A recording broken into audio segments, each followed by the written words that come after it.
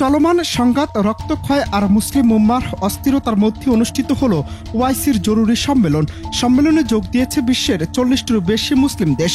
এই সম্মেলন শুধু একটি বৈঠক ছিল না, এটি ছিল এক নীরব চিৎকার, যেখানে মুসলিম নেতারা বসেছিলেন এক টেবিলে, কিন্তু প্রশ্ন রয়ে গেল, তারা কি একমত? গাজা থেকে শুরু করে পশ্চিম তীর, লেবানন থেকে ইয়েমেনের সর্বত্র মুসলিম জনগণ যখন নির্যাতনের শিকার, সেই সময়ে এই সম্মেলন বিশ্ব মুসলিম নেতাদের চোখ মুখে দেখা গেল এক অদ্ভুত দ্বিধা। কেউ সরব, কেউ নীরব। তবে নেতানিয়াহুর ভাগ্যে যে চরম পরিণতি আসতে যাচ্ছে তা পরিষ্কার। তবে কিছু সিদ্ধান্ত এসেছে নজর কাড়ার মতো। ফিলিস্তিনের যুদ্ধবিরতির দাবিতে জোরালো বক্তব্য দিয়েছে তুরস্ক, ইরান ও মালয়েশিয়া।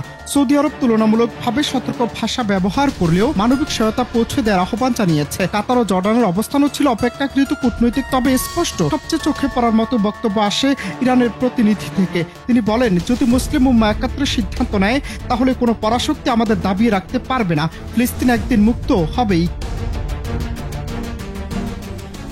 কিন্তু এখানেই প্রশ্ন, এই বক্তব্য কি শুধুই কথার ফুলচুরি? কারণ বাস্তবে দেখা যায় অনেক দেশ নিজের ব্যবসায়িক কৌশলগত স্বার্থে এখনো নীরব। বিশেষ করে যুক্তরাষ্ট্রের মিত্র বেশ কয়েকটি ওআইসির সদস্য রাষ্ট্র, যাদের অবস্থান ছিল অনেকটাই স্পষ্ট। বিশ্লেষকরা বলছেন, ওআইসি আসলে আজ এক টুকরো প্রতিচ্ছবি, যেখানে মুসলিম বিশ্ব একত্রে দাঁড়াতে চায়, কিন্তু রাজনৈতিক বিভাজন, ভূ রাজনৈতিক স্বার্থ আর অভ্যন্তরীণ চাপ একতা গঠনের পথে বড় বাধা।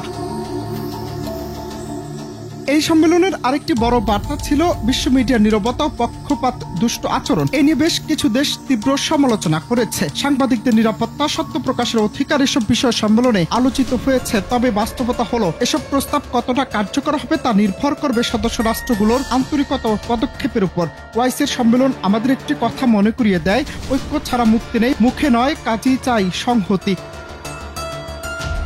অনন্ত হাসান মাসুদ, বাংলা টিভি।